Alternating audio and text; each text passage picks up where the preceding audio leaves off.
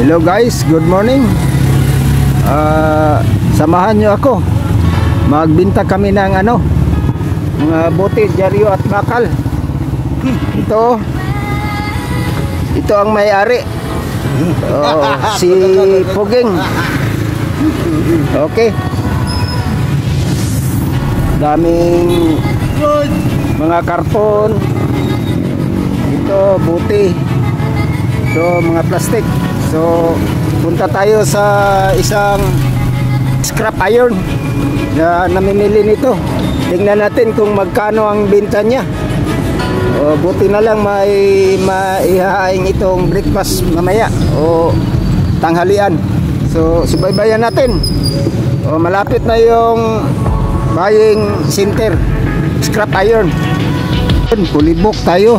Isang biyahe ng ito isang sako ng botilya. Ito.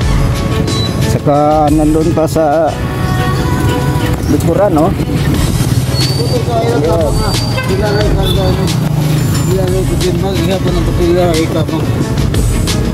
ito guys, nandito na tayo sa pagbintahan ng sa mamang ito. Itong mga karton niya.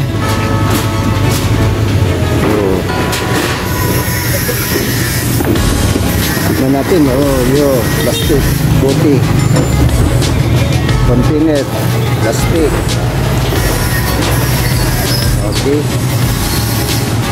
Magkano kilo sa karton, Brad? Ilagay karton. Ilang karton? 5. 5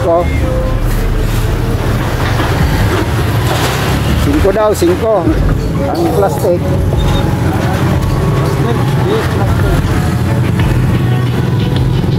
Okay, ayun guys, 5 ang kilo ng karton, saka plastic, cheese, at saka yung bote, depende.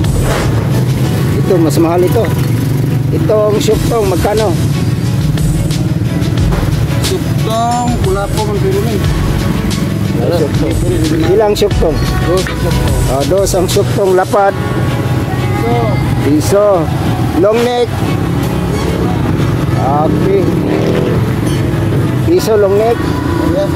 Parihara, piso long neck.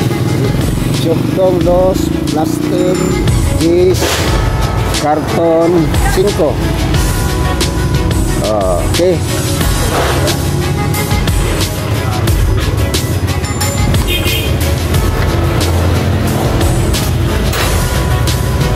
Ito. Dito namin ibinta yung dinala ni Pogs. Yung karton niya, saka bote.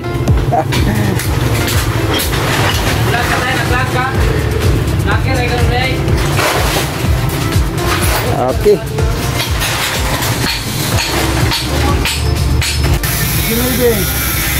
19 kilos.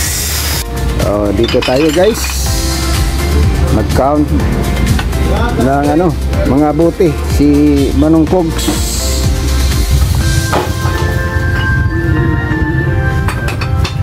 Inadla mo diri, Brad? Pila po yung adlaw, Brad? Okay. 400 ang bawat araw nila, libor dito.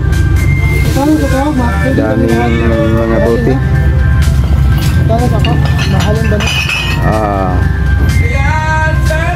Tanong niya kung mabinta ba yung isang bote na parang sa ketchup.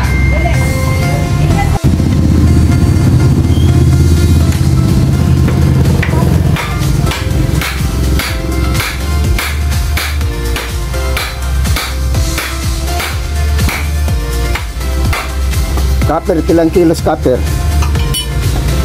450 bro. Uy, mahal din copper. Bakal di city. Ayun guys, 171 Pogs, 171 lang Pogs.